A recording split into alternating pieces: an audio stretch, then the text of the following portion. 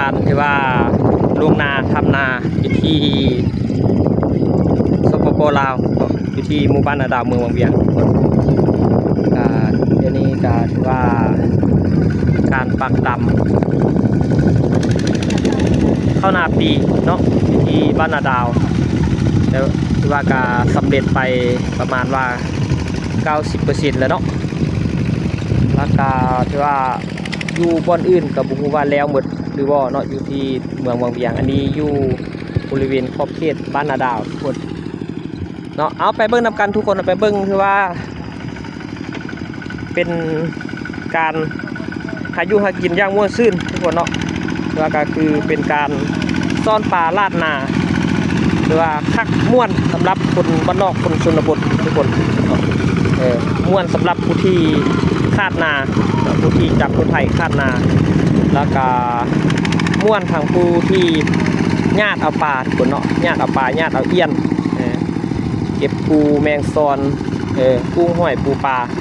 แต่ละอย่างทุกคนเนาะก็เป็นประเภท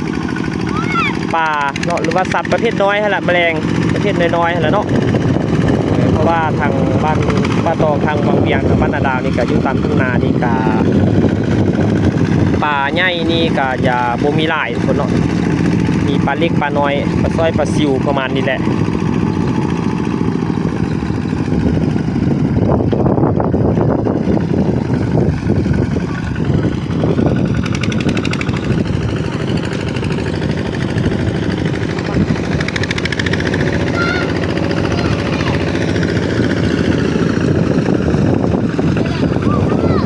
นี่ก็เป็นเจ้าของนาเพิ่นคนเนาะที่ว่า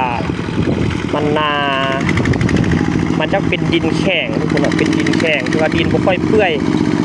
ก็เลยว่าเฮ็ดให้หญ้าบ่นั่นเนาะบ่ตุยขนาดก็เลยว่าต้องได้เก็บออกคือแบบนี้ได้เก็บออกลงออกดินบ่เปื่อยเนาะ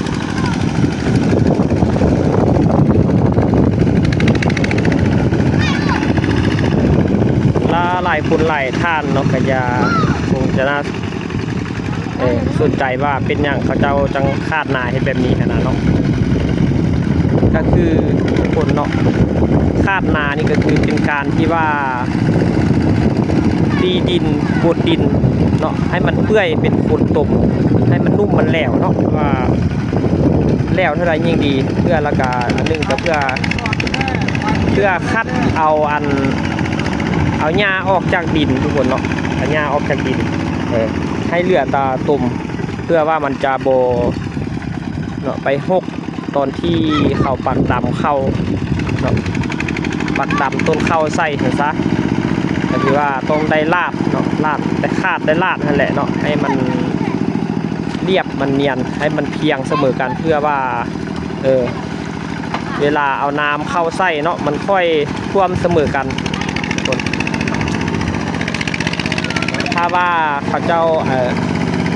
หรือว่าคาดบ่ได้เนาะมันก็จะเป็นบนต่ำบนสูงแล้วเวลาเอาน้ำใส่แล้วบนที่ต่ำมันก็จะท่วมเกินไปเฮ็ดให้ต้นข้าวตุยเนาะแล้วใส่เขาเจ้าจังปรับให้มันเสมอกันว่าสุดเนาะว่าให้มันเสมอกันได้เท่าไรยิ่งดีทุกคนเนาะก็คือบางบ่อนก็คืออยู่ทางนั้นเนาะจะเป็นทางภาคเมืองทุกคน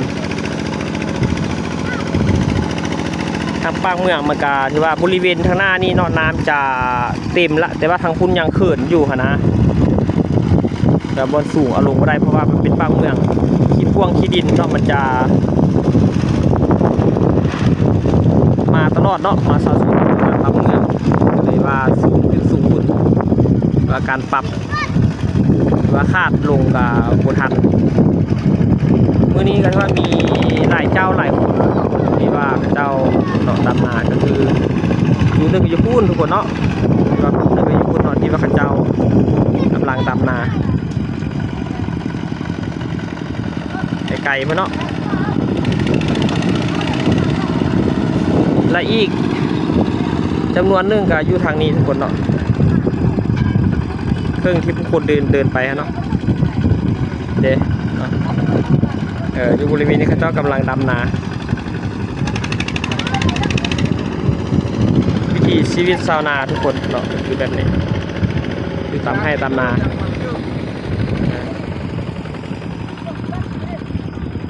ชาวให้ชาวนาลูกชาวให้ชาวนาทุกคนเนาะนี่ก็เป็นที่ว่าเป็นตะกร้าทุกคนเนาะเป็นข้าวกาที่ว่ามือน่าจะเป็นมืออื่นเนาะที่ว่าข้าเจ้ากาน่าจะแบบลูกกาถอนกาแค่เดี๋ยวตัว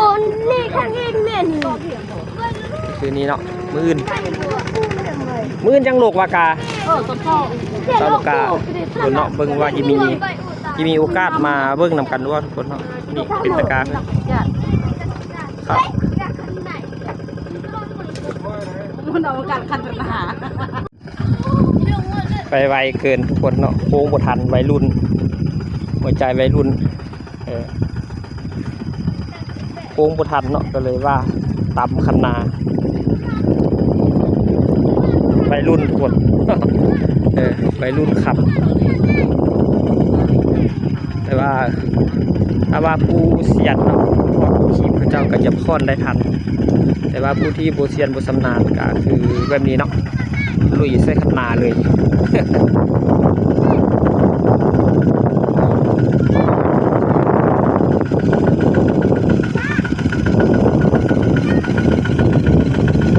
จะเลี้ยวบ่ได้เนาะพอดีตีนเบื้องขวาพอดีทำใส่คันนา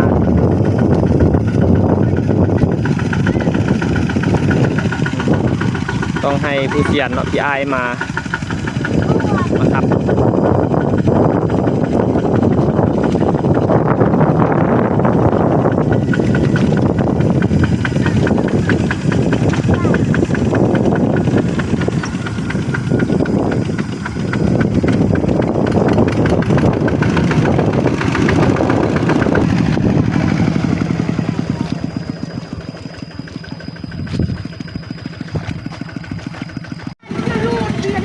ได้กินเลยกำลังแซ่บแท้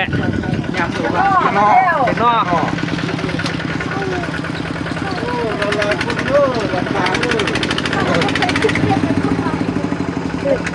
ใหญ่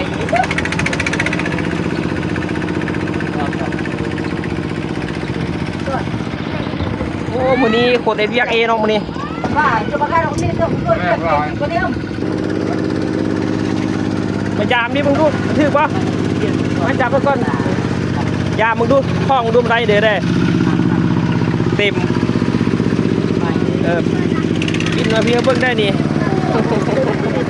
เต็มเลยห้องมึงดูได้ดึก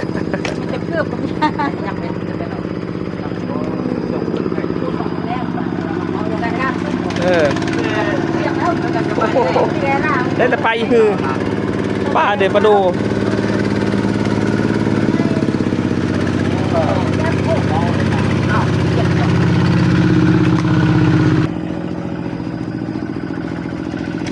จับแล้วจะเป็นโซนทัด